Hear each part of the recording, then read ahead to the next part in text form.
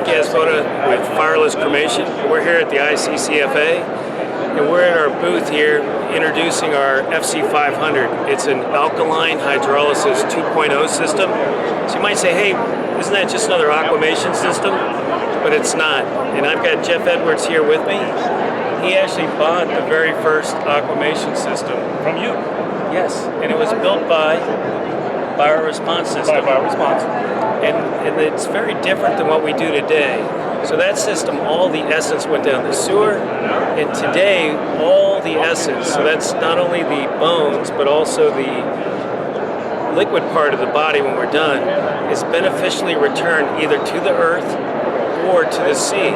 And if it goes to the earth, it becomes a plant biostimulant.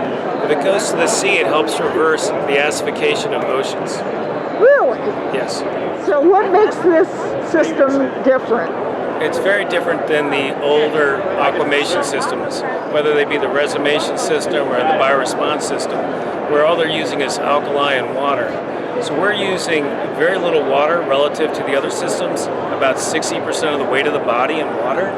And when we're done, we've broken down the fats, which is very different because we have a chemical process where we're using not only water and potassium, but we're also using alcohol. And the alcohol breaks down the fats. So you don't end up like most brains are 60% fat. There's no brains left when we're done. Oh, Jeff, man, they're all fat heads. You know there's problems with the brains, right? Yeah, it's an industry issue that we've struggled with. And there's different ways to address that. From a consumer's perspective, I mean, the alkaline hydrolysis or aquamation really is just accelerating what Mother Nature would naturally do if you were to place the body directly into the soil. And if you were to dig that back up a year or two from now, there's only bones left. Where did the rest of it go?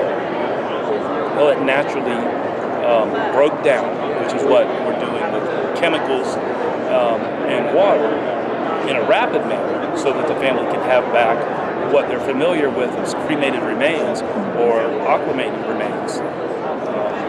And I understand the system works faster than the other systems? Yeah, that's the 2.0, I guess you could say, in the technology. I mean, it's been about a 24-hour process, 20 to 24-hour process. And when I went out and seen Ed's machine for the first time, it literally was very, very quick. I mean, 3 or 4 hours for a normal-sized person, which has always been a concern that I've heard from fellow funeral directors at shows like this. When I tell them it's really 1 per day per machine, now it's theoretically very easy to do, 3, 4, 5, half a dozen in a 24-hour period if you're working multiple shifts, where it's just not possible with the other technologies to get to that kind of volume. Yeah, turn around. The other big benefit too is rather than just getting back about twice as much bones as you would with a flame cremation or petrochemical cremation, we actually give back the essence. So that's the non-bone parts of the body. So someone like myself would be about 30 gallons, and I become a plant biostimulant. Fertilizer. So you can put me back on the earth, and we actually give it back in what we call plasket. So rather than a casket, it's a 5-gallon plastic jug. So 6 of mine would go back. My family could take it and pour it in my backyard. They could take it to the mountains. Alternatively, if I lived near the ocean, they could leave my pH high. So they could leave it at about a 12.5 and then put it back in the ocean. And that helps plankton and mollusks that are suffering because of the oceans absorbing all this carbon dioxide and bringing the pH down where it's ruining their ectoskeleton. So I think there's a good use in being able to return bodies beneficially to the earth, which has been a big objection in legislations around the country where people object to it not being dignified, putting the body down the sewer.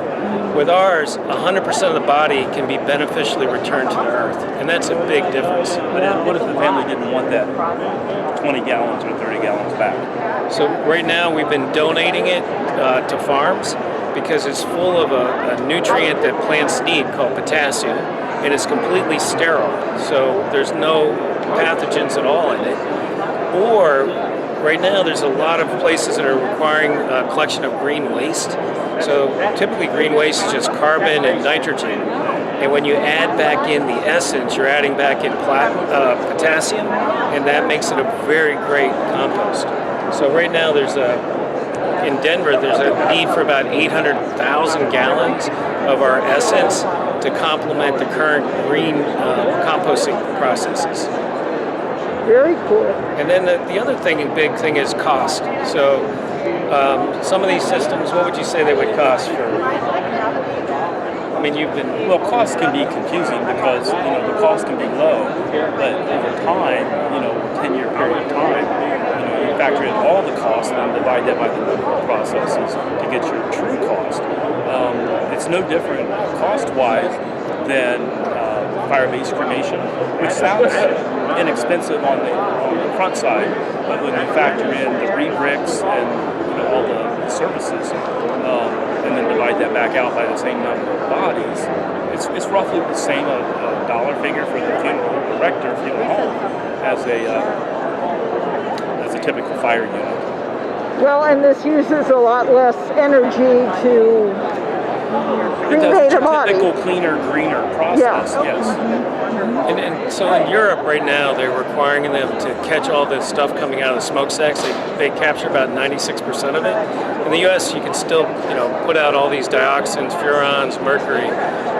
It costs about $1 million for those systems. With our system's under 150,000, and there's no emissions.